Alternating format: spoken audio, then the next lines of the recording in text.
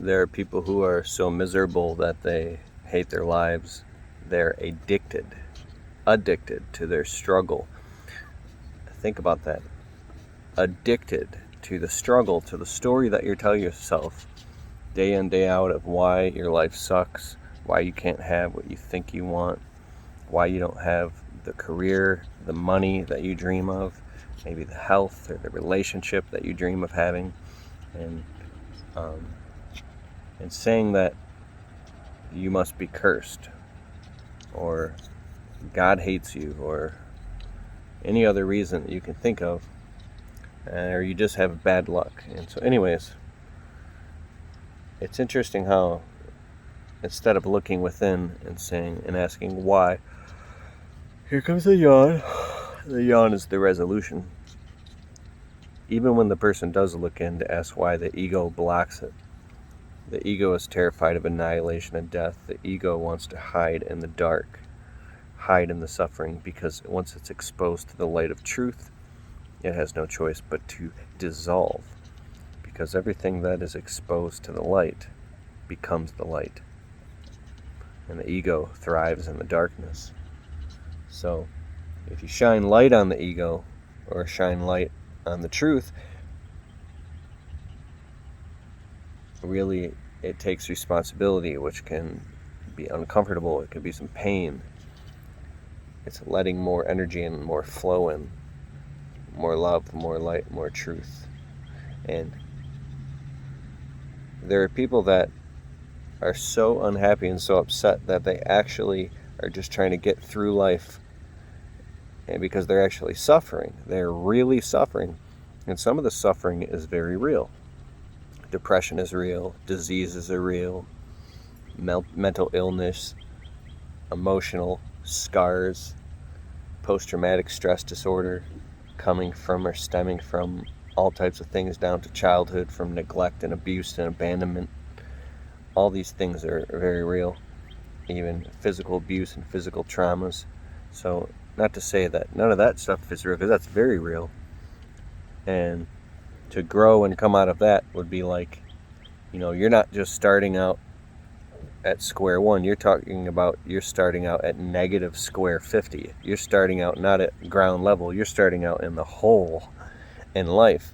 And so just with dealing with all of the daily struggles and stresses of life, of having to, run on the rat wheel to work to pay bills and feed yourself and cook and clean and pay your car insurance and keep gas in your car and the house clean and deal with all your family issues and dramas. You might have family members and friends that are drug addicts and alcoholics, or have mental or physical disabilities where, there are people that live like this, that not only do they have their own problems, they're taking care of everybody else's problems around them, and then they have all the guilt that comes with that as well. So some of the most successful people are people that don't have to deal with any of that stuff in their home life. They're just so incredibly focused on their career. But also some of the most successful people are the people that you would never even know, that behind closed doors, they deal with all types of stress and drama and chaos, and you would never know, because they put on their game face. And these people rise to be incredibly successful. So to have an easy life is not the answer to happiness or to fulfillment. To have an easy life just means that when hard times come, because we're half flesh, half spirit, I don't know what percentage of it we are, but you're not a physical being having a spiritual experience. You're a spiritual being having a human experience. So with that being said, without the good times, the bad times, the good wouldn't seem so good, right? There was a Twilight Zone episode. Excuse me. I'm at the vet right now, emergency vet, trying to get my dog in, and he's sick, and my wife's in there right now, and I got my other two dogs with me. See, my little Yorkies. I love my dogs very, very much. Unconditional love. But anyways, there was a Twilight Zone episode where a man woke up. He died, and he woke up in heaven, and everything was perfect in heaven. He had everything he could ever want. Everything he did was A+. There was a point where he was playing pool with somebody, and he thought it was an angel, but it wasn't. But and every ball he hit went in, and everything was perfect for him. It was the perfect life. And what happened was, he started to get frustrated. He's like, how come I can't lose? How come every ball I hit is going in? What is going on here? This is heaven? This is not heaven. And all of a sudden the man looked at him and he goes, who said you were in heaven? And the man like, no! Like, basically, if you made millions of dollars and you went and easily bought your drop-top Ferrari and a Bugatti Veyron and had a $10 million house and you were in perfect health and everything you touched turned to gold, you'd be like, I'd be happy, right? Maybe you would.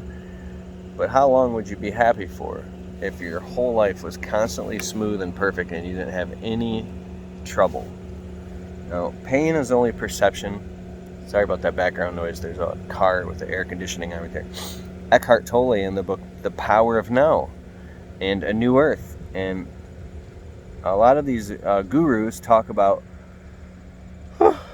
in the most painful moments is where you can have deep, deep levels of tranquility and peace. Something as simple as being in pain and seeing the light reflecting off of the grass, or see these beautiful trees behind me. You can instantly channel deep levels of satori, of unconditional love and peace and presence right here, right now. And when you tune in, you can hear the crickets chirping, the traffic, and you go, oh my God, this is actually pretty nice. Now, it's true that I'm yawning.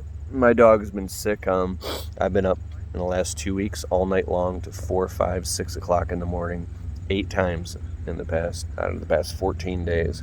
So I'm barely getting any sleep. And I have other family dramas and things that are going on all the time that I don't talk about. But it's hard it's easy to say, well, you can just relax and enjoy nature. It's free. It's beautiful. It is. But if you do got to work, 8 to 12 hours a day to make your bills, and like I have a small business, so I have to deal with payroll and insurance and taxes and tons of administrative stuff and employees. It's literally nonstop. The second I get home from work, as soon as I pull in the driveway and walk into the door of my house, it's like I punch out of my day business and then I punch in to my family stuff, and I leave my phone in my truck for the first few hours, and I eat dinner at the dinner table every night with my wife. We have date nights every Tuesday night for 5 years straight consecutively. Like, I really love my family, but what I mean, it's nonstop. You have to be, if you look at your garbage can in your kitchen and it's full and you walk away, it's called pay now or pay later. You got to draw the strings and pull the trash can out and take it out to the trash and reline the liner. If you got cats and you go down and there's poop in the cat litter to the train, you got to scoop it or dump all the poop out. Then you look, and then there's laundry. You got to do all the laundry, and then there's no food. You got to go grocery shopping and cooking and cleaning, plus your own body. You got to use the bathroom and shower, shave, eat, change, cook, clean, everything. You got Q-tips in your ears. It's non-stop. And then deal with all types of drama. Now, if you make a lot of money, you can hire a housekeeper to clean your house, someone to do your laundry. You can have pre-made organic meal services delivered to your door. We've done that before. That's pretty cool.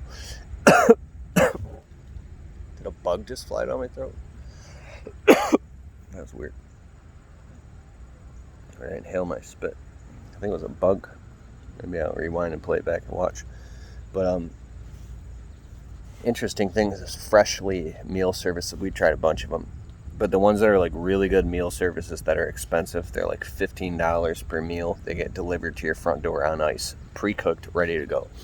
Like cedar plank salmon with asparagus, with garlic and potatoes and all these different things, and beef brisket. And all you do is put it in the microwave for 3 minutes, eat it right out of the container, throw the container away. You can even use a plastic fork, and you literally just ate lunch or dinner in 5 minutes. No cleanup necessary. No dishes and wiping of countertops and wiping the floors and scrubbing pans and none of that. No meal prep. But the weirdest thing is, it's very boring doing all of that. There's something interesting about, I get my oil changed at an oil change place. But there's something interesting about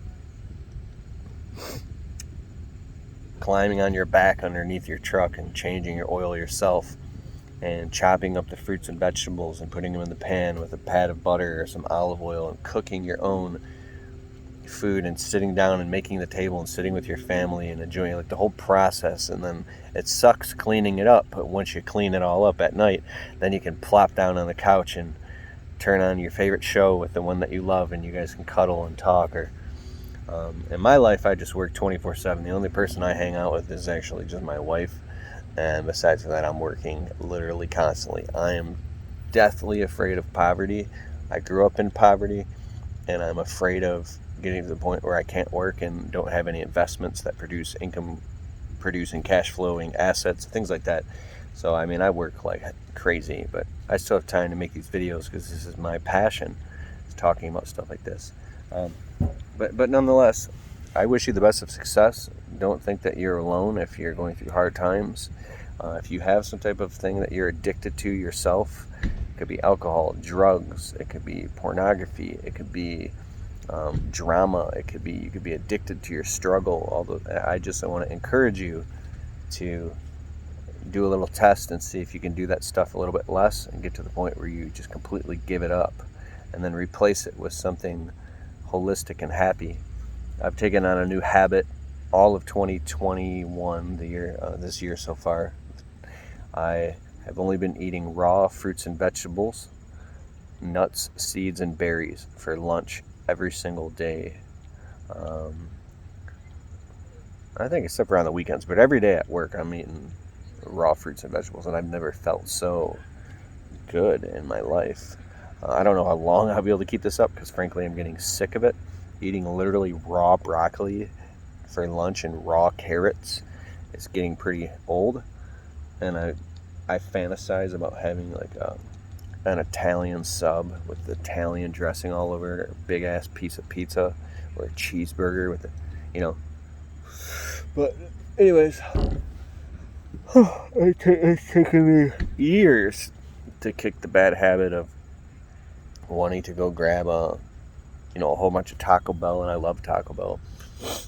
And then not only slow that down to a halt, but then pick up the habit of eating fruits and vegetables. My wife and I used to have a toxic relationship where we would treat each other like shit to the point where we didn't even realize we were doing it. We're so stuck in our heads. And my wife's level of her ability to experience love and emotions, and I don't want to say drama, but she's a very emotional human being, and she can go from 0 to 100 instantly. And you could be like, oh, that's all women, right? Anyways, I didn't know how to deal with her and deal with all that, so I used to be like, whoa, you're crazy. We used to fight like crazy, man, all the time, all night long. Well, it wasn't me. It was me just trying to turn the volume down and just not communicate with her, and then her standing over me in our apartment at 4 o'clock in the morning screaming at me. But that's what I went through. But it took us years to get out of that. I'm committed to my wife. I'm always looking within to the point to say, how am I co-creating this situation, and working on that. And now we're having our 9-year wedding anniversary in 2 weeks, and I'm super happy. But I wouldn't be able to experience this love and joy if either of us threw in the towel or quit or gave up. My landscaping business right now, it's a lot of work, dude. I thought at this point it would be a completely automated business, and I would just be sitting on a beach on a laptop. That's not happening at all. We're going through this weird labor issue right now, where I was not out of the field, but out of doing the physical labor. And now I've been back in the field for 3 weeks, working my guts out, and I actually like it. It's weird. I'm happier when I'm doing the physical work. Isn't that odd? But my landscaping business was hell for like the first 5 years.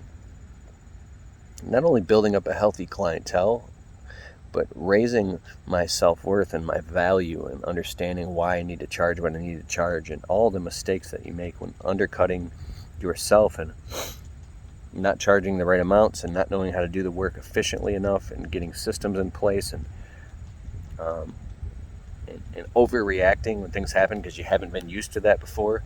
Now in my business, it's like everything for the most part is pretty smooth because there's nothing that surprises me anymore because I've been through a lot of it, and now I know what to expect, and the stress levels are a lot lower, right? So I think experience and wisdom comes when you do something and you've been through good times and through bad, and then through good, then through bad again, then through good, then through bad. And then you learn this thing ebbs and flows. I got a buddy, it's funny, a client who actually became a real friend. I don't really call a lot of my clients friends. He's been in the restaurant game for many years. He said, "Oh, that's how business is.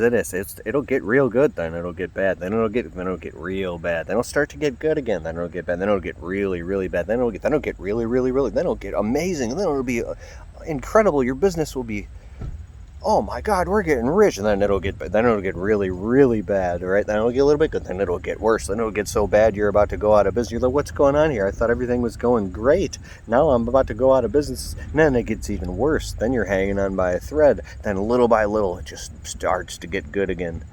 Then it starts to get good. It starts to get better. Oh, now it's steady again. It goes down a little bit, and you're like, but then it goes back up. It's like, and that whole time, you're working your ass off. I mean, I think very few people get to the point where they can run their business from a laptop and a cell phone or have a fully automated business. And I think you have to become the best in the world at what you do. BIW, best in the world. You have to be in an industry that's not extremely low barrier to entry, or find out a way to capitalize on that industry where not anybody can just do it, or find a way to separate yourself from other people. And then you have to have enough profit margin and profitability to get that thing up to... Anyways, that's not what this video is about, but I think everything is tangentially connected to what we call happiness. And I think the reciprocal of that, which would be depression or apathy or giving up, is you feel anxiety or depressed when you are not in your life where you thought you should have been by now. You thought you should have been way farther ahead in your life by now, and you're not there. That's when you get really upset and become discouraged. And the spirit of discouragement is really tough. I spent years of my life fighting like hell to make things happen, and nothing would happen. I've been discouraged. I've been depressed. I've never given up. I've been so discouraged and depressed that I've came home from work every day for 2 weeks and took a shower, ate dinner, and went straight to bed and laid to bed scrolling on my phone, just completely in apathy and depression, dragging my ass through the days, just trying to just keep the money coming in to keep the bills paid, and didn't have any more energy to do anything else. And you think, how the hell are these other people becoming successful when I can't even drag my ass through the day? How in the hell are these people doing this? And you know what? You will build the case around you, and it'll feel so true that you have all the reasons why you're not successful or you're not happy because of this, and this. This is crystal clear. This is why it's not working for me. And even though those things are partially true, you are still creating those situations, and they feel so real to you. They feel real. But the overarching truth is, if there's other people who have figured it out and who have done it, or are doing the same thing you're doing, or they're happy, or they're healthy, or I mean, I think that there's a good chance that you and I can find out a way to do that too. You know, the last year of my life, I've been the most happy and fulfilled than I ever have in my life. I'm 38, and I feel healthier than I've ever felt. My energy levels, my stamina, my thinking, my finances. I mean, I worked like hell and watched so many people surpass me to the point where I was just so depressed and upset. I even felt contempt for other people that were becoming successful and I wasn't. And little by little by little by little, I started to have breakthroughs, and I can say I'm pretty, I can't complain about anything right now.